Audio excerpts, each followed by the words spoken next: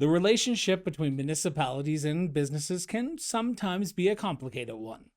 Businesses may feel burdened by regulations and processes, while municipalities are often challenged to balance economic growth with the needs and expectations of their communities. Yet in every corner, there's an organization that serves as a vital bridge between those two competing worlds: the local Chamber of Commerce. In some communities, it may be known as a business association, a downtown business improvement district, or a business improvement area. Regardless of its name, the role remains the same: bringing together the voices of local businesses and connecting them with municipal, provincial, and federal decision makers. Today on Municipal Affairs, we are honored to be sitting down with Mike Tate, CEO of the Regina and District Chamber of Commerce. During our conversation today, we'll explore the priorities and challenges facing businesses today, the role municipalities play in fostering economic success, and how local governments and the business community can work together to strengthen and support businesses of all sizes, from long-time established brick-and-mortar to emerging entrepreneurs and innovators. We'll also take a closer look at the important role chambers of commerce play in communities across the country, viewed through that Regina and district lens. This is Municipal Affairs.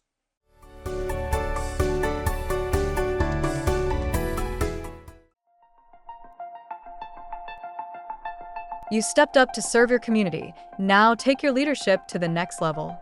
Introducing GEMS, Governance Essentials for the Municipal Sector, a practical, Saskatchewan-based training program designed for council members and those who support them. Whether newly elected or a seasoned leader, GEMS helps sharpen the skills that matter most: decision-making, accountability, financial stewardship, infrastructure oversight, and navigating the complex realities of municipal governance. This isn't your typical classroom. GEMS is flexible, online, and built for busy people. You don't need a university degree, just a commitment to good governance. For some, it's been years since taking a course. That's okay. GEMS is designed to build confidence and knowledge. There is a short assessment, but it's there to reinforce your learning, not to trip you up. If cost is a concern, talk to your administrator, as there may be grants available to offset some of the costs. Because when local leaders grow, entire communities benefit. GEMS, because good governance isn't just important, it's essential.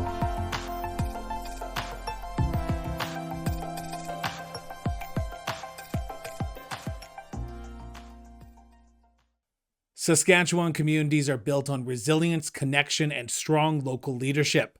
Municipal leaders are the people helping communities grow while preserving the values that make them unique. Cross-Border Interviews is inviting mayors, councillors, reeves, and any municipal leader in the province of Saskatchewan to join us for upcoming episodes of Cross-Border Interviews. Tell us about your community, your commitment to public service, and the tourist destination that makes your municipality special. So whether your community is large or small, your experiences and leadership matter to us. To be a guest on the show, visit crossbordernetwork.ca and click the Join the Show link. Share your perspective, your experience, and your ideas as part of a growing national conversation on municipal governance, leadership, infrastructure, housing, public safety, economic development, and the challenges facing communities today. Your voice could help inform, could help inspire, and can help connect audiences from across Canada.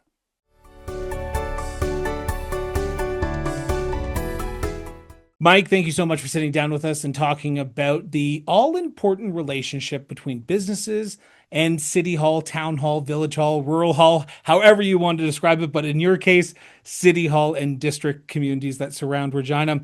I want to start at the beginning, if you don't mind, because for some, they may not know what a Chamber of Commerce is. They may not understand what they do in 2026. So in your own words, as CEO of the Regina and District Chamber of Commerce, what is the role that the Chamber of Commerce plays in 2026?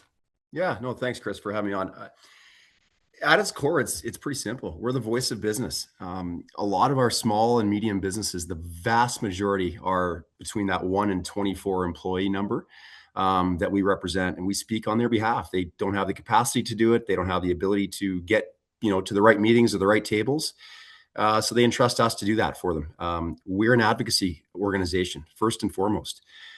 We are speaking on behalf of their needs. We take their issues and turn those into ideally some good policies that will drive business forward. Our vision is simple. It's to become the number one place in Canada to own and operate a business. So that it seems like it's a tall order to be the number one place in Canada to own and operate a business. And to It do is. that, businesses have to have a strong foundation. And that foundation starts at the municipal level. From your perspective as the Chamber CEO, how would you describe the current relationship between the city of Regina and the surrounding area and the business community today? Yeah, it's collaborative. It's constructive. We have regular meetings in our calendar with the mayor, with council, with administration throughout the year. I would say the relationship between council and administration is also collaborative. I also would add that the relationship with administration particularly is very open. They are open to us bringing them suggestions around policy. They're open to us bringing concerns from the business community, or ideally some positives of what's working in terms of, they're working hard on bureaucracy, red tape, all those types of things. That concierge service, if you will, if you've got an investor that's willing to invest in our community, how do we wrap our arms around that person and give them that one-stop shop service? So, and they're also super open to bringing private industry to the table to talk about proposals from councillors, perhaps, to get the perspective before they go down the road of a decision or a vote. Hey, let's talk to the people that are writing checks, that are employing people in our community, that are trying to grow, that are doing all the important things that keep our economy going, and ideally increase our tax base, so we don't just have to pay that burden ourselves. So you use the key buzzword that I've heard from many business leaders from not only Saskatchewan, but across Canada when I travel, and that is red tape. Yeah. Businesses often talk about, quote unquote, that red tape at the municipal level because they need the permits, they need the zoning, they need the bylaws, so on and so forth. Are there any specific municipal processes within the city of Regina or in the district or even across Saskatchewan, if we want to extend it out even further, that tend to create the most frustration for entrepreneurs and business owners from your perspective? And when you talk to those business leaders who are trying to create Regina and the district as a world-class stop to set up a business?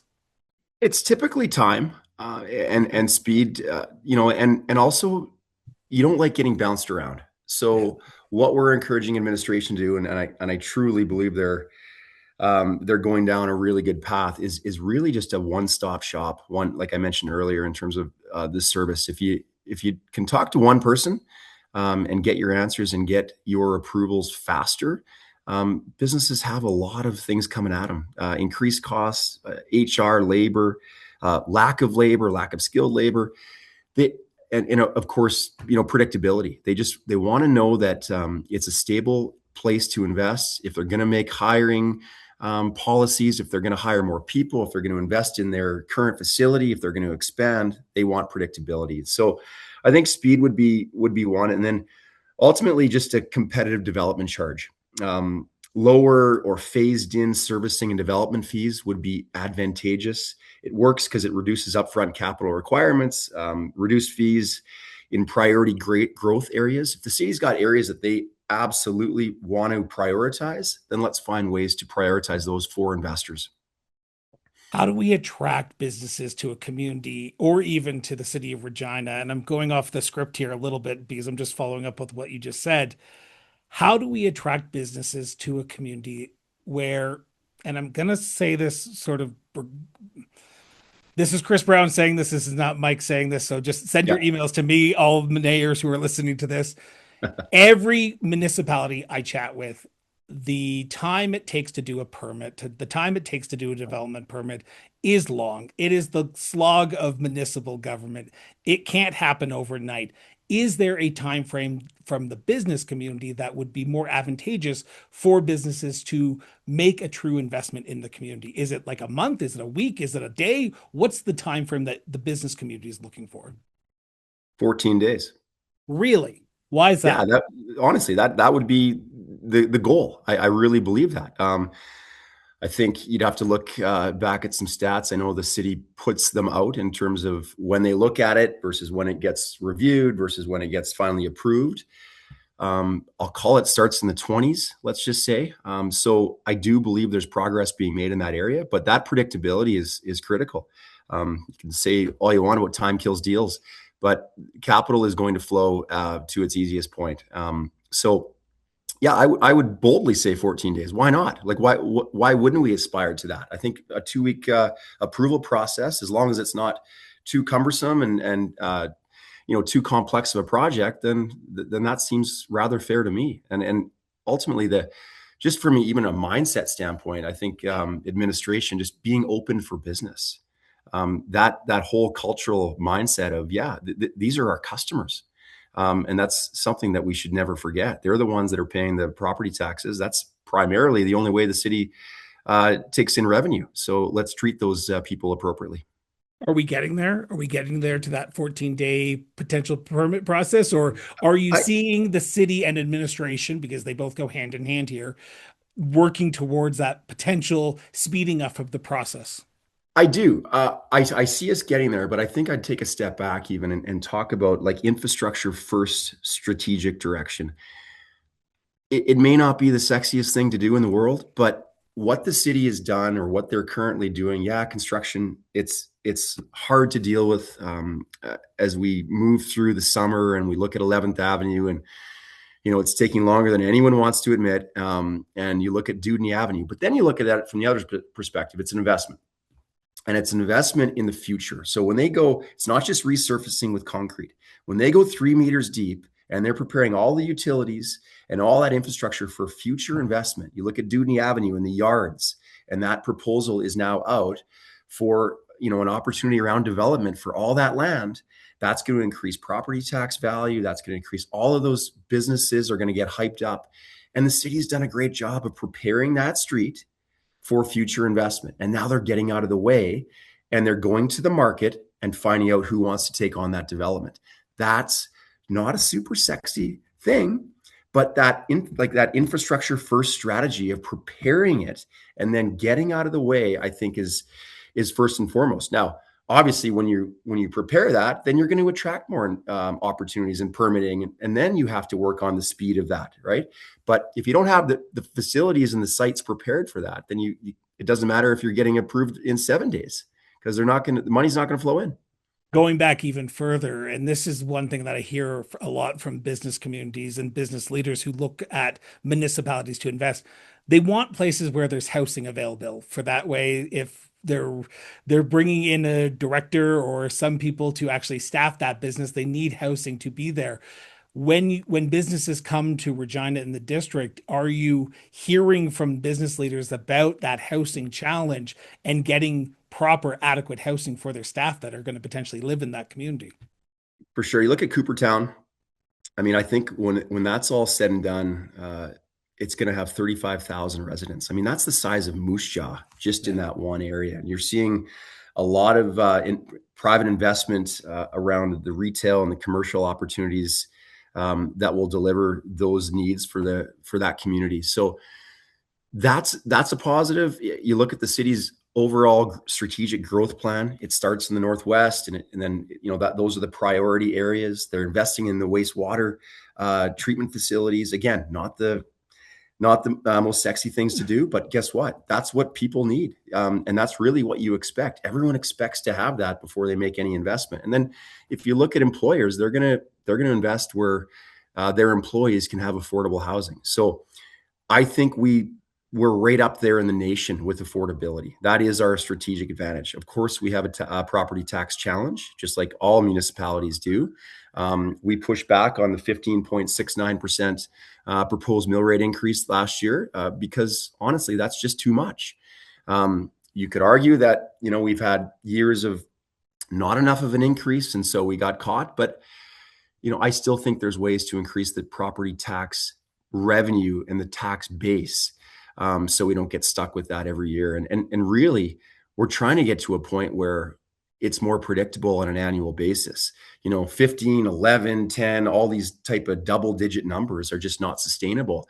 And commercial property tax and industrial property tax is one thing, but if residents are getting that, taking that burden on, they're not going to want to invest in here. They're not going to want to live here. So while we're very affordable in comparison to the rest of the nation, we still have to watch our property taxes. When you talk to business leaders, whether that be a long-term established business within the city of Regina or someone looking to do that first-time investment as a business in the city, are you hearing different concerns from them? Is it harder to do an expansion in the city of Regina rather than set up a brand new business entity within the city of Regina? I think we're probably lacking development, like pre-developed sites, particularly in the industrial areas. We really just have a lack of serviced industrial land. I hear that from realtors, commercial realtors, industrial realtors all the time.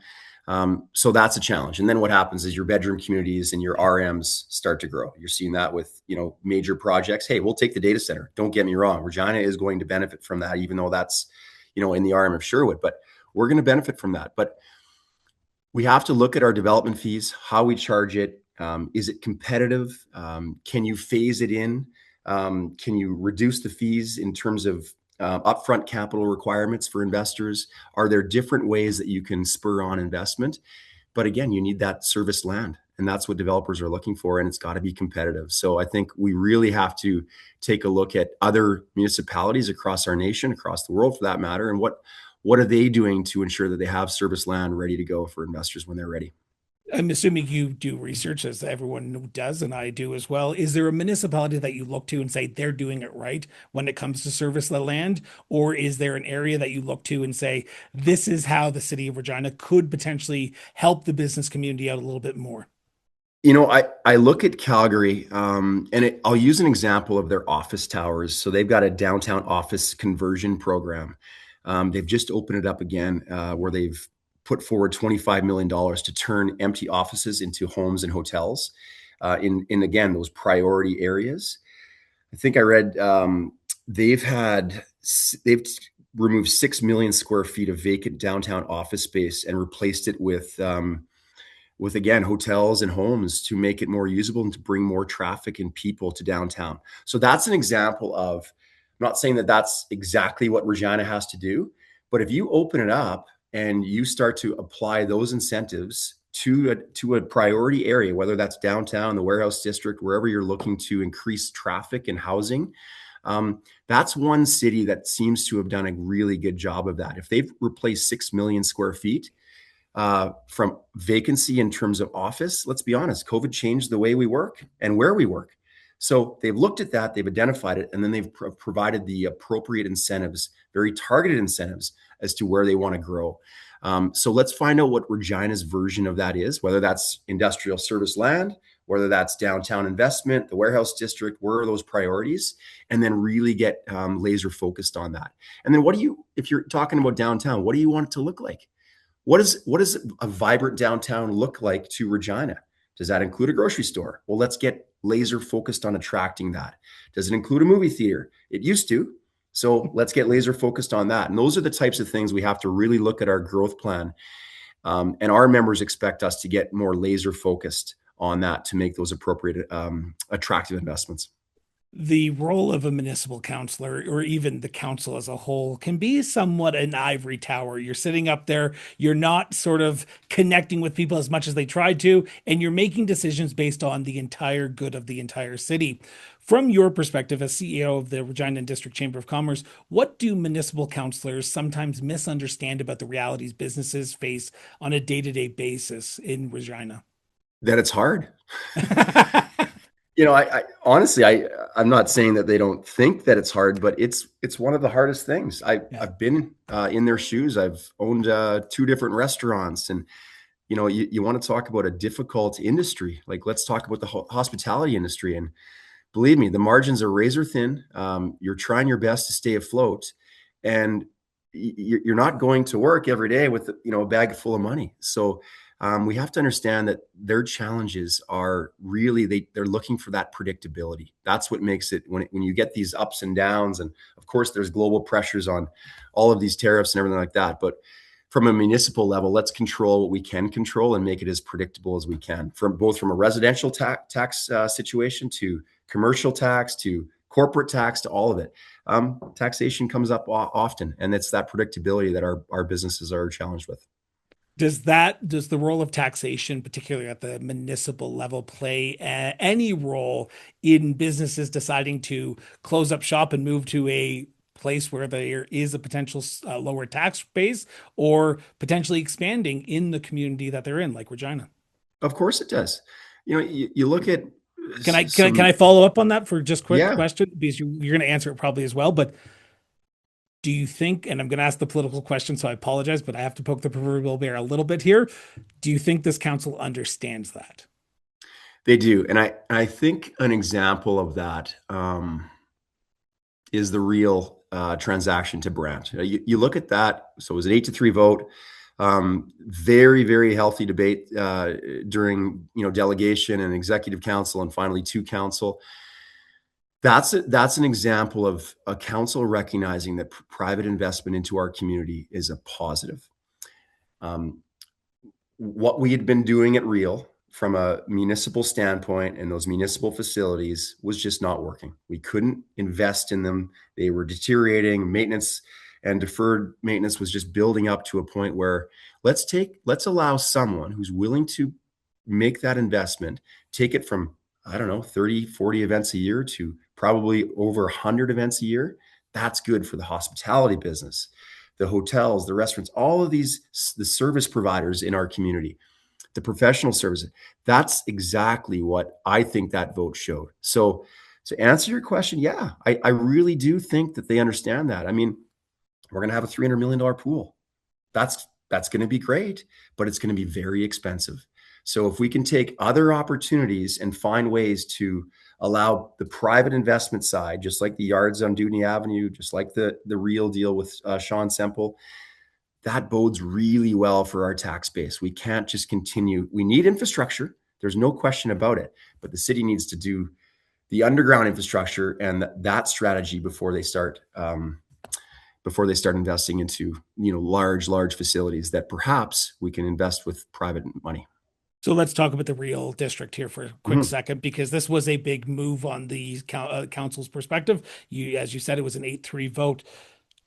Are you seeing a shift in mindset for council and even the general municipal landscape of getting out of the way of businesses' obstacles? Because I think when I speak to business leaders, is the one thing I hear over and over again is they just need to get out of our way and let us do what we need to do, because we want to invest and grow our business, but also grow the economy of the community that we live in. Is it important for municipal governments to do what you said, just basically get back to the basics, follow through on that basic underground infrastructure, the quote unquote unsexy stuff, and do the things that you need to get the business community to invest in your community? Mm-hmm. Without a doubt. I mean, we had a speaker. Hold on 2 seconds. You have frozen and I cannot see. There we go. Now you're back. Okay. Good. Okay. No, without a doubt. I've seen a speaker that came in from Calgary, and they got to a point with their downtown office towers. I'll talk about that again, but in a different lens, where they just opened it up and said, we're not going to restrict any development if you're willing to invest in this, in this office tower as an example. And if you want to invest in a racetrack in an office tower, well, you're probably not going to make any money. So, but again, it's about getting out of the way and allowing the private market to figure out what is best and where they can make investments, have predictable revenue, be able to employ people, right? So, and as long as it's prioritized in a way that works for the city's strategic plan, that makes sense. Yeah, private money is a good thing if it's done right. Why would the city want to take on a risk of bringing in a concert, right? It's a lot of risk. What happens if it doesn't sell? What happens? All these things. Get out of the way and let private money figure out a way to, if there's a market for it, the private market will figure that out. So I do believe that we're on the right path, and that the real example is a perfect one. You talked about COVID-19 and how it changed the way the businesses operate and how the business community sees itself earlier on in the interview. I was working for a municipality when COVID-19 was going on, and a lot of businesses didn't have the funds to do the things that you're talking about, host a concert, so on and so forth. So the municipality had to pick up a lot of the things that businesses had traditionally done. Are you seeing a shift, the pendulum swing backwards, and businesses, now that they're operating and it's a little bit of a, I don't want to say better economy, but it's a little bit of an easier economy than COVID-19, that businesses are willing to actually start investing in those projects or those social quote unquote services that municipalities used to sort of do under COVID? Well, of course, we're seeing that shift back. Let's be honest, that hospitality world, the restaurant world, I said it earlier, it's a hard business. You got razor thin margins. Food costs are increasing. There's just so much coming at you in terms of cost that's a hard business. So if you've got people willing to do that, then let's again make that as easy as we can. It's got to work for the city. I understand that, but that is the best path forward, I believe, and our members believe. And again, we're not going to be burdened with those deferred maintenance costs, because municipalities, they want to open doors, they want to cut ribbons, they want to have these great infrastructure projects, but then you got to maintain the facilities. And now we're not on the hook for that at Real anymore, which I think is really important. How would you describe the relationship between the city and the chamber in your time in your position as CEO? Because you're relatively new, and I'm going to say that quote unquote relatively new to the position. Have you seen a olive branch put out to the business community in your time, and how important is it for you to meet with Mayor Chad during his time in office and have those on the record, off the record conversations with him about the state of businesses within the community? Again, it's just super collaborative and open. Mayor Bashinsky has says it every time we sit down. Bring us what's working in other cities. Bring us proposals or bring us good policies, such as the Calgary example I alluded to, such as some private investment opportunities, such as some development fees that maybe we can look at, some special strategic laser focused incentives that are going to work for our priority areas in our growth plan. Bring those forward.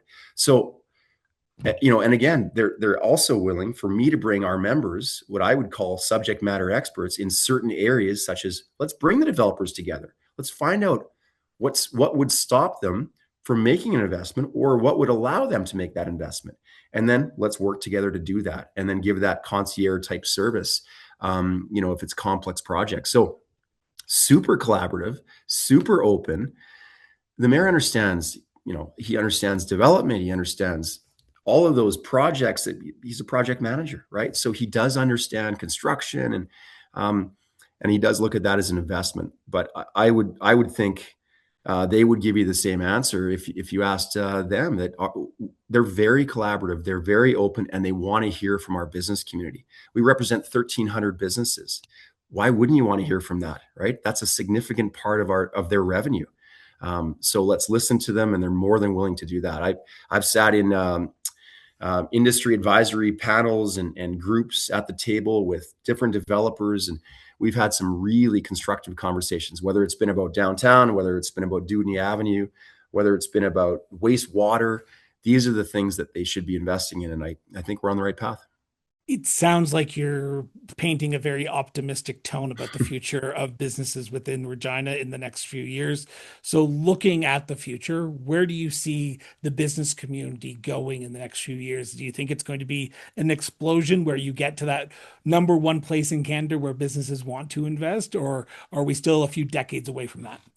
If we're doing the fundamentals as a community and as a city, and we're focused on that, if we're looking at administration as a culture of efficiency, and not necessarily a cost center, but more of an efficiency center, if we're looking at those types of areas, if we're looking at investors as customers, and we're going to be able to move forward. If we're looking at more serviced industrial land, if we're looking at faster development approvals, like we talked about earlier, if we're looking at strategic areas of the city that we want to grow, and then applying the appropriate incentives and asking the business community, how can we get you to invest in this area?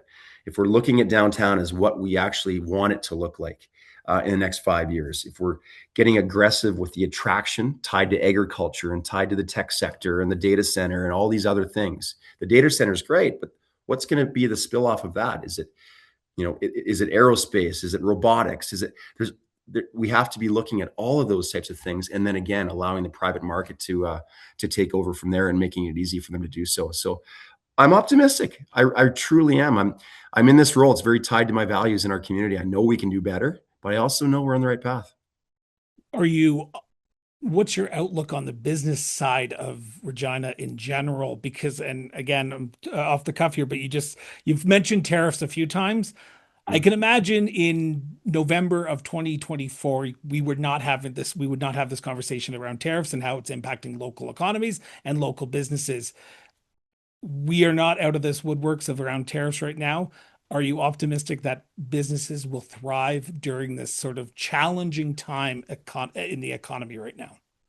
I sat at an FCC event last week, and I think everybody, obviously we have to get a deal, right? Kuzma, that we have to get a deal signed. Now, I think everybody is under the impression and assumption that there's going to be a tariff, and it's going to be an attached tariff.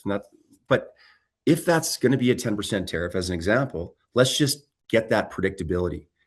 I think what's challenging is all these you think about different manufactured parts, and that component within that widget has a tariff applied to it, and that doesn't, and this does. Like it's a logistical accounting nightmare for these businesses, and you just can't.